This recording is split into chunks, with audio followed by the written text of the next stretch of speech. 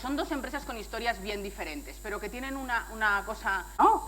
Ahora nos explicarán mejor, pero ¿qué hacéis? Realmente vamos a empezar ya por el núcleo, ¿no? Que es que cómo integráis en el modelo de negocio la innovación para que sea realmente verdadera, ¿no? En el caso de ION quizá es más fácil, voy a preguntarle a Óscar, ahora nos lo explicas, pero voy a preguntarle a Óscar Herencia cómo en una compañía más clásica, de un sector más clásico como es seguros, ¿cómo lo hacéis?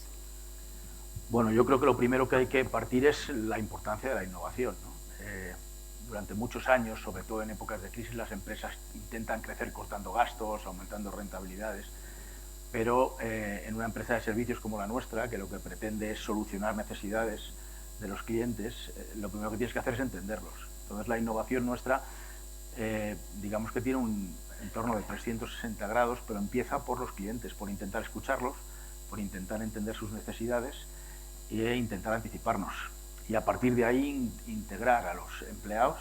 Tenemos herramientas especiales para que los empleados puedan hacer input de ideas en una herramienta que llamamos Sprout, que funciona como una especie de red social, donde tú pones una idea y los demás pueden darle like, pueden comentar, pueden aportar detalles sobre eso e intentar encontrar de esas necesidades que hemos identificado también soluciones para que afecten a los clientes. Y luego los proveedores, nuestros proveedores, los socios, o como lo queramos llamar, yo creo que hoy en día el concepto proveedor, a mí la palabra no me gusta porque ha cambiado muchísimo. Entonces hoy en día es una parte fundamental de nuestra cadena de valor. Así que también intentamos entender qué es lo que necesitan ellos, qué es lo que sienten ellos cuando trabajan con nosotros, para a partir de ahí desarrollar ideas diferentes, ¿no? Después apuntabas ya a eso, Óscar, lo que estáis utilizando. Después te pregunto sobre cómo lo estáis haciendo con analítica predictiva, con la IA generativa y cómo esos dispositivos que estáis utilizando para mejorar en clientes. Voy contigo, Alberto. En vuestro caso es más sencillo porque está en la propia definición de la compañía, ¿no? Eso es. Bueno, lo primero, daros las gracias por invitarme. Yo quiero contratar a Ramón para mi empresa y que me haga esa magia con mis clientes, ¿no? Tú pones la música y que ponga el resto, exactamente. ¿No? Bueno, en nuestro caso llevamos 10 años en el mercado. La innovación es un pilar de la compañía. Desde el 2014 que yo la fundé, lo primero que tuve que pensar es que quiero ser tradicional o innovación. Claro, ser innovador significa inversión que no tengo, o que en ese momento no tenía. Te puedes ir a subvenciones, te puedes ir a un venture capital. Entonces conseguí combinar el negocio tradicional repartiendo los beneficios, o al menos el 7% anual de todas las ventas en innovación. Ahí empezamos. ¿Dónde era mi sueño? Mi sueño era hacer una empresa diferencial. Yo venía de Telefónica, me hice Latinoamérica con ellos, luego estuve en AENA, y lo que vi alrededor es que faltaba muchísima innovación, mucha creatividad, mucha experimentación. Telefónica +D era un nicho importantísimo. Entonces, ese era mi sueño. Mi sueño era tratar de trabajar con tecnología muy puntera, diseño de electrónica, fabricación de electrónica, inteligencia artificial, metaverso, criptomoneda, blockchain, o sea, le pegábamos a todo, ¿no? Eso nosotros hemos conseguido desde el 2015 meternos, que además fue como un juego. Yo empecé la innovación como un juego. Voy a colocar esta subvención a ver si me la dan. Cuando éramos 10 empleados en la compañía, pero claro, el problema es cuando tienes que ejecutar ese proyecto y empezar con la innovación. El primer proyecto fue un gemelo digital para hospitales, nos metimos en un charco de narices, pero bueno, acabamos el proyecto, luego llegaron otros problemas, que no habíamos conseguido ver cómo se tenía que comercializar eso en un hospital público, que es muy difícil, ¿no? Entonces, para nosotros, evidentemente, suma mucho la cuenta de resultados. Ha conseguido que nuestros clientes nos vean como un diferencial. Dentro de la compañía hay un ADN tremendo. Yo siempre digo que empezamos como un juego, poniendo como un bebé, ¿no? Que pones música desde que es niño y esa música le va llegando, y cuando tiene 12 años, la música para él es normal. Aparentemente tiene un oído fino. Pues esto es ION con la innovación. Qué buena metáfora esa, ¿no? De tener algo así siempre de fondo, ¿verdad? Para que cale, ¿no? Vamos al centro de la cuestión. ¿Cómo se fomenta la cultura de emprendimiento? ¿Vale? En el caso de MedLife, ya Óscar apuntabas que tenéis la herramienta esta del Sprout para recabar ideas y promocionar que las personas puedan poner sus pues esas ideas que después se pueden desarrollar en la compañía, ¿no? Una compañía tan multinacional como MedLife, ¿no? Entonces, cuéntanos un poco cómo lo hacéis, qué fases habéis podido superar, qué os habéis dado cuenta que no funciona para que se fomente la cultura de emprendimiento? Bueno, me ha gustado lo que dice Alberto del sentimiento este de empezar como un juego, ¿no? Nosotros lo fomentamos así, con algo de gaming incluido, y sobre todo fomentando que los empleados sientan, y eso es una de las cosas que hemos ido superando paso a paso, sientan que no pasa nada por poner ideas, que no hay ninguna idea estúpida, que todo lo que dicen vale, que muchas veces conectando determinados pensamientos puedes llegar a una idea más grande y además que soluciona una necesidad mayor.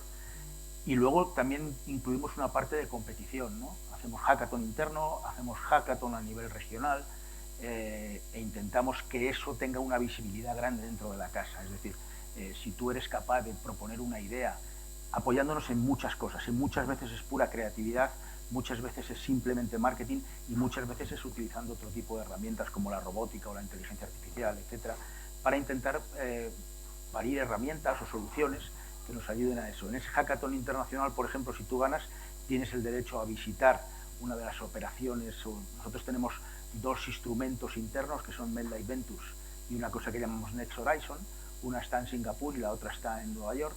Podemos visitar esas operaciones para aprender, para ver in situ dónde está el germen de la innovación del grupo, y además de eso tiene un premio que no es un premio en metálico para el empleado, sino un premio que lo que hacemos es redirigirlo para que lo pueda entregar en cualquier fundación o asociación que se dedique a la responsabilidad social, y con eso añadir una satisfacción más. ¿Y algún caso concreto que nos puedas decir de esas ideas de la aplicación de vuestra herramienta de Sprout que hayan funcionado, que estén en el mercado, que se estén ofreciendo a clientes en MedLife? Pues mira, la última es una cosa que llamamos Scale Up, que lo que intenta es, utilizando modelos predictivos e inteligencia artificial, ayudar a los agentes de seguros a identificar en qué momento debe contactar a un cliente, qué momento un cliente puede tener una mayor apertura para hacer un cross-sell o incrementar su cobertura, etcétera. Entonces, a través de Power BI, etcétera, tienes una página donde están recogidos tus clientes, etcétera, etcétera. Tú entras y esa página te va indicando determinadas circunstancias. Eso, que fue una creación local, luego ganó el primer premio de EMEA y quedó segundo a nivel mundial. Entonces es una de las cosas de las que estamos muy, muy orgullosos. Un CRM más inteligente. Muy avanzado, y aparte lo que es interesante es que eso fue una iniciativa que tuvieron los empleados, un grupo de empleados que se pusieron a pensar en eso y a hacerlo, empezaron a plantearlo, pusimos algo de inversión para ver cómo salía, e inmediatamente vino un hackathon internacional y entonces decidieron avanzar con eso. Es decir, que no fue, lo que a mí me gustó es que no fue motivado por el impulso de hay un hackathon, vamos a intentar crear algo, sino que ya existía la inquietud de crear una herramienta para eso y aprovecharon la inercia para terminar dando ese premio. Pero venía de esa especie de, pues un poco de iniciativa local que intentamos fomentar y decir, oye, si ves que hay una necesidad dentro de la casa, no lo pares o no, levanta la mano y dilo, pon la idea, no hace falta que la pongas en ningún sistema, habla. Tenemos otro instrumento que lo llamamos Customer Council, perdonadme por los anglicismos, pero las compañías americanas trabajan todas con estos palabras. Entonces, cada 2 meses tenemos un comité de cliente, ¿no? Y ahí pues existe primero determinadas cosas que hemos visto en el mercado, segundo determinadas métricas que seguimos para ver cómo están funcionando, y hay una parte donde hablamos de, oye, alguna iniciativa que tengáis dentro de la casa, que hayáis visto, que hayáis pensado, y de ahí empezó a surgir en el comité de cliente, ¿no? Y eso para nosotros fue importante. A mí me gusta mucho el emprendedurismo. Yo soy hijo de un emprendedor, era un emprendedor. Yo a veces cuento con orgullo que mi padre murió en el año 2002 y desde el año 90 y tantos vendía un montón de porcelana de Lladró por la web a Estados Unidos. Esto ahora parece una cosa muy normal. En el año 92 era una cosa hiper novedosa. Entonces, tanto el emprendimiento, porque mi padre era un emprendedor, como la innovación es algo que yo llevo muy en mi ADN, entonces intento fomentarlo también dentro de la casa. De hecho, vamos a contarlo, Óscar, que está aquí Óscar, porque a pesar de estar en una compañía americana como es MedLife y de ser el CEO, en realidad un día conversando me dijo, es que a mí me gusta el espíritu emprendedor, es que yo y me contó esto de su padre, pero me dijo, es que yo en realidad en algún momento debería haber sido emprendedor, o a lo mejor lo seré, me dijiste, ¿no? Sí, sí, a lo tengo mejor claro. aún estoy a tiempo y lo seré, ¿no? Entonces le dije, ostras, pues para hablar de emprendimiento y de intraemprendimiento tenemos foros, ¿no?, en Canal CEO, ¿no? Me gustaría, Alberto, porque vosotros estáis trabajando con un montón de compañías de diferentes sectores, entonces tú ves mucho los que se equivocan, los que no, cuando fomentan la cultura de emprendimiento, ¿no?, cuando estáis aplicando soluciones y colaborando con ellos, ves dónde están los errores y las que lo tienen bien asentado. Sí, claro, entonces, sí. cuéntanos algunos ejemplos o algunas cosas de sectores en los que trabajáis, pero sobre todo de cómo ves que las empresas que lo hacen bien lo hacen. Bueno, yo creo que Oscar Medline es un ejemplo claro, es decir, tienes que buscar el Open Space, el Open Innovation, esos espacios internos dentro de las compañías donde todo el mundo esté.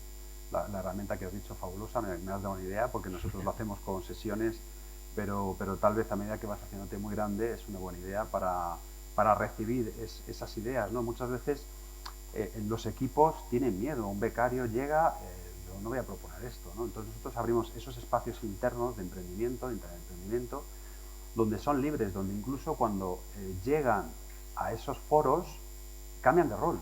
Hemos tenido recientemente una persona que llegó, experto en blockchain, y yo me enteré y oye, cuéntame, ¿tú qué harías? Pues mira, yo haría una herramienta DeFi en Ethereum porque está de moda, venga, ponte con ello.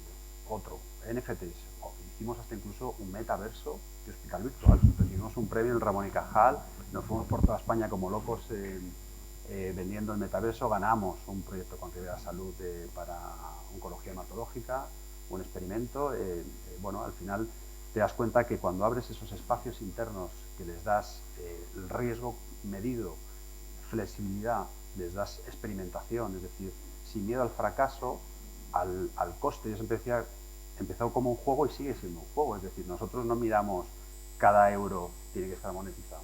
La compañía tiene su cuenta de resultados, reinvertimos ese 7% anual y tratamos de que esos espacios sean consecuentes y que la gente provoque ideas, lluvia de ideas, que es para nosotros lo más importante. Eso falla sistemáticamente en las empresas, porque siguen teniendo al director de innovación que no se integra en ningún sitio, como una rata al laboratorio, no les dan los huecos adecuados, no le dan los fondos, porque al final, claro, yo tuve, por ejemplo, una conversación con mi director comercial, oye Alberto, pero es que la pasta que se está gastando en innovación y no genera nada, me lo tengo que comer yo la cuenta de resultados, efectivamente, pero ¿qué está generando eso a la compañía?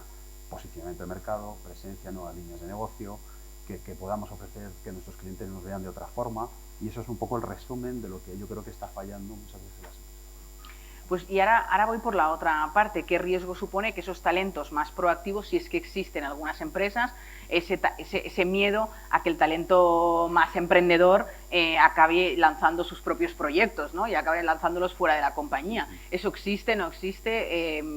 ¿Cómo lo veis tú por la parte de tus clientes y en Medline? Yo veo un riesgo inherente, nos ha pasado, nos pasará, nos ha pasado de todo, desde que se han independizado, que incluso ha llegado a la competencia y te los ha quitado. Me acuerdo cuando empezamos teníamos tres dilemas, ¿no? Es decir, por un lado nos fijábamos en un currículum de un tío de 2 carreras que estaba en el CSIC con 20 proyectos, pero claro, se nos olvidaba la cultura, que la empresa no tenía la cultura de innovación. Después de ver que eso era bueno, empezamos a implementar dentro de la compañía una cultura, esa flexibilidad, ese poco miedo al fracaso, ese riesgo comedido, esa responsabilidad y libertad, esa experimentación. Riesgo comedido, qué difícil, ¿eh? Claro, muy difícil. Luego, una vez que llegas a eso, te encuentras lo siguiente, una empresa pequeña, una empresa grande, tienen que hacer tantas cosas que la chispa siempre está. Lo que faltan son otras cosas, ¿no? En nuestro caso tienes que generar chispa. O sea, ¿de dónde sacas las ideas? ¿Quién te compra el proyecto? Al final, al principio íbamos con un poco pecho descubierto. Vamos a hacer un gemelo digital para hospitales. ¿Dónde lo vendemos? ¿Dónde está el experto? Ostras, pues no tenemos médicos. Íbamos al Ramón y Cajal o vamos a La Paz y nos encontrábamos que había un problema incluso con sindicatos de control.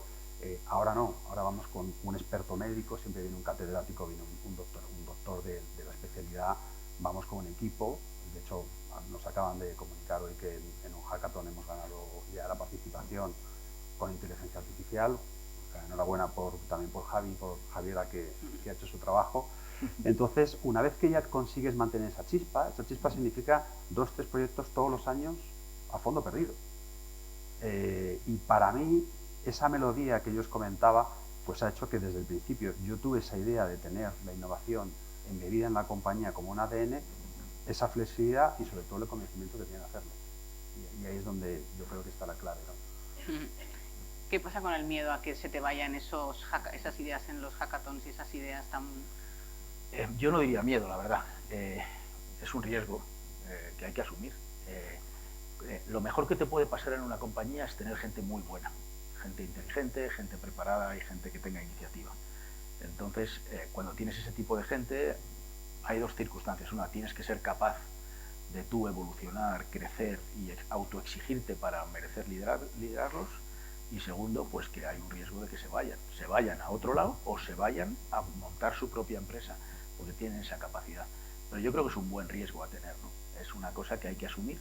Nos ha pasado, nos va a seguir pasando, pero yo me encuentro cómodo en invertir en esa gente, porque de una manera o de otra dejan mucho pozo dentro de la casa y cuando se van y se llevan una iniciativa se producen dos circunstancias.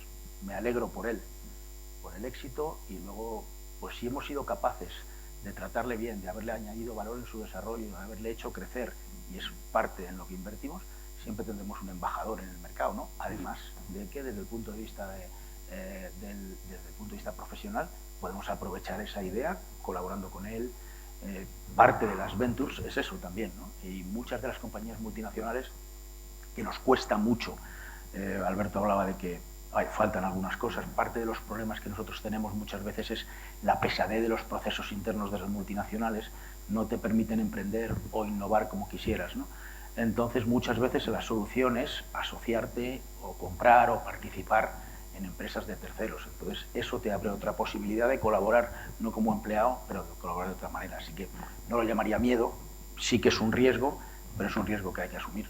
¿Y ante ese riesgo alguna vez incentiváis de algún modo a los más intraemprendedores dentro de la compañía, en España por lo menos? ¿O? Sí, o sea, nosotros incentivamos la innovación. Si luego de esa innovación surge un emprendimiento de uno de los empleados, habrá que verlo en cada caso ad hoc, ¿no? No hay un plan para decir, oye, si tú emprendes fuera, nosotros... No, eso no existe. Pero sí que no tenemos límite en intentar digamos, empujar la innovación. Yo creo que la innovación tiene fundamentalmente tres pilares. Uno es la inversión, y nosotros invertimos mucho en eso. Otro es el apoyo de la dirección, y yo, que ya sabes mi espíritu, pues sí que apoyo aquello. Y sobre todo una que para mí quizás es la más importante, que es la tolerancia al error. Le tienes que dejar a la gente que te proponga ideas y que intente hacer cosas. Obviamente hay que hacer los experimentos con gaseosa, ¿no? Pero hay que prototipar, hay que intentar hacer pilotos, pero que si fallamos en algo no pasa nada, porque nadie acierta a la primera, ¿no? Hay un anuncio ahora en televisión que habla de eso. Mi primer libro no lo acabé, mi primer vino no fue tal cual. Es verdad que la primera vez es muy difícil acertar, pero aún fallando hay un porcentaje de algo que aprendes para un segundo empujón, ¿no? Entonces yo creo que en ese sentido sí que hay que seguir con eso. Qué bueno.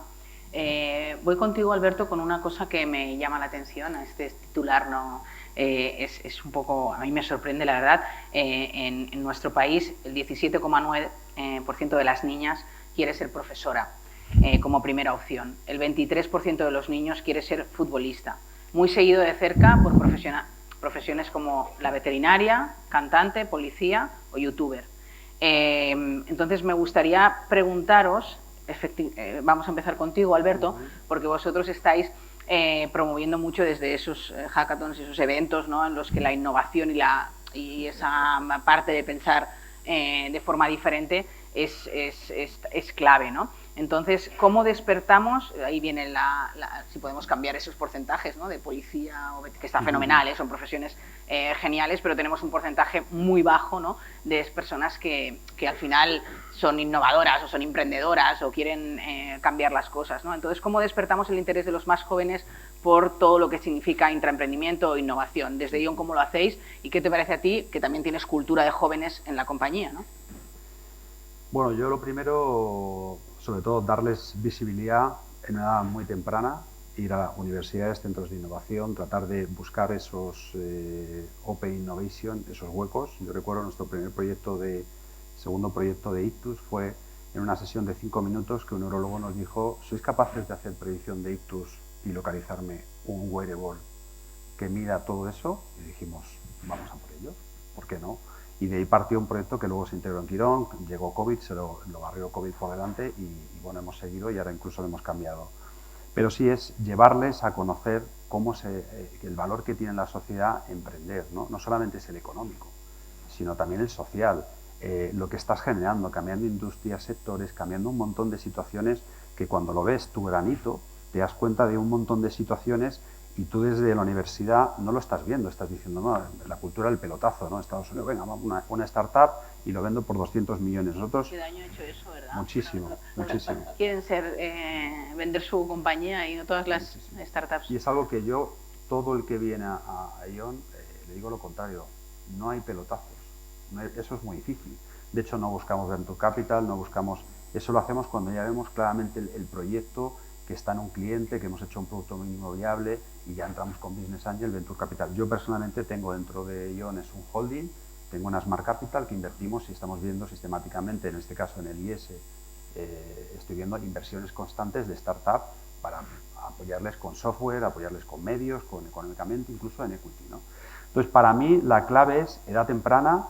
De hecho, no es... nos ha pasado recientemente que nos han otorgado el sello Choice My Company Training Score, que básicamente lo que mide es el rendimiento social de los becarios que entran en la compañía en los últimos 2 años. Esto es un sondeo que hacen, estén o no estén, y cómo ION ha conseguido transformarlo socialmente en la innovación. Es un sello que no es sencillo porque al final hay juniors o becarios que no les gusta tu cultura de la compañía, pero en este caso lo hemos conseguido. Estamos muy orgullosos porque eso hace y nos dice claramente que vamos por el buen lugar. Es decir, que desde edad temprana estamos motivando, estamos haciéndoles cambiar de que no es la cultura del pelotazo. Es el cambio social, es el cambio a los sectores, es la aportación social que haces y bueno, pues por ahí va un poco lo que pensamos. Qué bueno cambiarlo a ese otro foco, ¿no? ¿Cómo lo ves tú desde una cultura más clásica? Yo creía que me ibas a preguntar de qué quería ser yo cuando era pequeño. También, si quieres te lo pregunto. Visto que no soy nada original porque también quería ser futbolista. O sea, eres de los del porcentaje. Ana se reía y debe pensar, ¿cómo ibas a ser futbolista siendo del Atlético? Pero bueno, mira, yo creo que es importantísimo tener cultura de jóvenes en la empresa. Es fundamental. Yo tengo una experiencia que la oficina nuestra tiene un patio en el centro, entonces para moverte de un lado a otro vas dando la vuelta, ¿no? Como la vuelta al ruedo. Entonces me acuerdo que un día, dando la vuelta en la planta donde yo estoy, donde está también el área de marketing, había un chaval, un becario nuevo, debía de tener 23 años. Estoy hablando del año seguramente 2014 o 2015, entonces imaginaos que allí íbamos todos con corbata, con chaqueta, con traje, era otra época, ¿no? Y el chaval estaba allí con sus zapatillas, unos cascos enormes, allí trabajando, y yo pensé, ¿de dónde hemos sacado a este tío? Pero según seguía dando la vuelta, pues me iluminó Dios y me dijo, no sé si fue Dios o Simeone, pero alguien me iluminó, y me dijo, y pensé, seguramente esta gente trabaja así y va a trabajar así. Y o intento entenderlos o no podré liderarlos, ¿no? Entonces, ¿qué tiene de importancia para mí esa generación joven? Dicen que la generación Z es la menos feliz en el trabajo. Entonces, primero hay que intentar hacerles feliz dentro del trabajo, que es dejándoles un poco expresarse como ellos son, ¿no? Y segundo, son la generación que nos enseña cómo van a ser nuestros compradores del futuro. Cómo va a ser la gente a la que le tengamos que vender en el futuro. Cómo va a ser la gente a la que tengamos que cubrir sus necesidades en el futuro. Y sobre todo la gente que dentro de nada va a mandar. Y si van a mandar, nos van a cambiar las circunstancias, ¿no? Entonces nosotros tenemos una cosa que llamamos Academia de Talentos, que son 30 o 35 becas al año, que vienen con garantía de quedarse un año trabajando. Solo les pongo al que dice, oye, necesito un miembro de la Academia de Talentos, solo le pongo una condición al que me lo pide, que es tiene que que sea hacer del Atleti. También. Pensaba que ibas a decir eso. Hombre, Tenemos un problema. A ver, alguno le ha ayudado, no te voy a mentir, pero la verdad es que solo les pido que hagan un trabajo de verdad. O sea, no quiero que venga un chaval a cubrir una beca y que esté ordenando el archivo. Para ordenar el archivo tendremos otra gente, pero que haga un trabajo de verdad. Y la gran sorpresa que yo he tenido con esto es que vienen a hacer un año una beca, como os podéis imaginar. A nadie le sobran, o sea, a nadie le dejan coger todos los recursos que quiere, las multinacionales andamos ajustando permanentemente, sin embargo, casi un 30% de ellos se quedan con nosotros. Y se quedan porque traen una mentalidad diferente, traen una manera de entender el negocio diferente y te aportan valor, aparte que tienen unas capacidades que las tienen intrínsecas, sobre todo las capacidades digitales, que a muchos pues, nos ha costado aprender.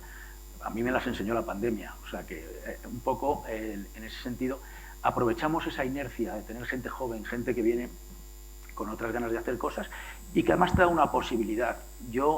La gente hace un drama de, no, es que claro, hay gente que lleva muchos años, hay gente que tiene 63 años en la compañía y lo que está deseando es, mira, yo no me voy a poner a aprender ahora cómo hacer esto con inteligencia artificial o cómo hacer esto con robótica. Yo lo que quiero es jubilarme, ¿no? Y hay una rotación natural de gente a la que le facilitas una salida.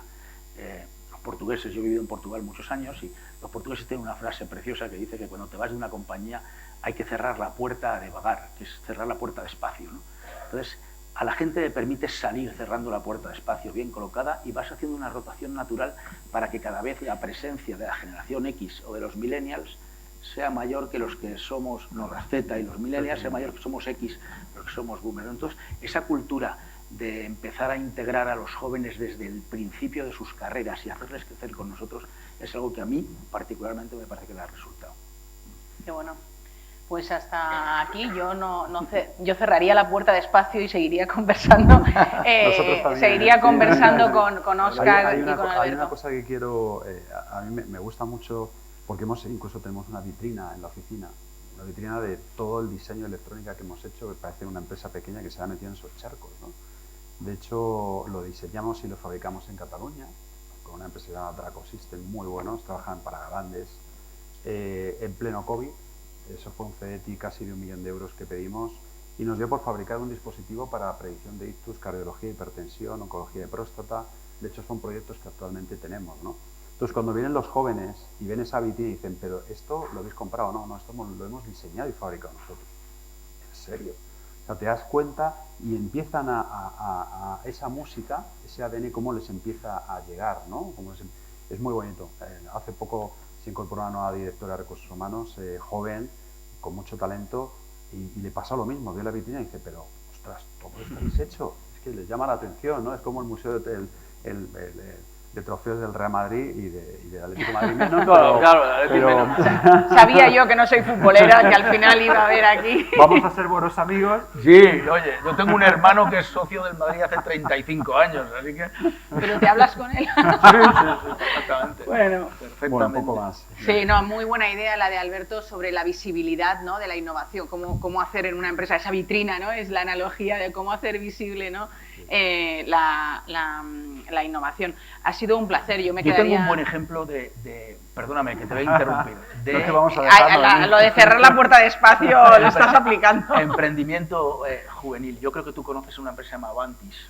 Sí. Son 2 emprendedoras jóvenes y fíjate, ¿Sí? Me llamó la atención porque vinieron a hacernos una propuesta de un tema de cultura organizacional y yo quise testar un poco cómo recibía un comité de dirección de una edad media de en torno a los 47, 48 años, cómo recibía que 2 chicas emprendedoras de 25 años vinieran a contarles, jovencísimas y con un talento espectacular, cómo había que implementar una cultura organizacional en una empresa. Y me sorprendió positivamente que todos lo tomaron, nadie pensó que no estaban preparadas, sino como un hecho de vamos a intentar aprender de cómo piensan otras generaciones, ¿no? Entonces yo creo que eso responde muy bien a el emprendimiento y al atrevernos a escuchar a los jóvenes que tienen muchas cosas que traer, ¿no? Qué bueno, me alegro por tu comité entonces. Sí. Sabes por que ese los cuido pensamiento. mucho, les regalo libros y Sí, todo. sí, sí, bueno. Es que no sé si lo sabéis. Bueno, es igual, no digo nada porque si no está bien hablar de su libro. No. Por cierto, yo no he No, lo digo recibido tu yo. libro. Lo digo Bueno, yo. bueno, Vino Ramón. Enfado máximo. No. Yo te lo digo. Él lo ha comprado a su comité Lo editorial. cuento yo, por eso lo digo a su yo. comité Iván editorial. vino a verme y a regalarme uno de sus libros muy cariñosamente y yo lo encuentro tan interesante que compré uno para cada uno de los directores y se lo regalé. Se lo di ayer y están encantados. Así que Bueno, vamos a ver, ¿vale? muchas gracias.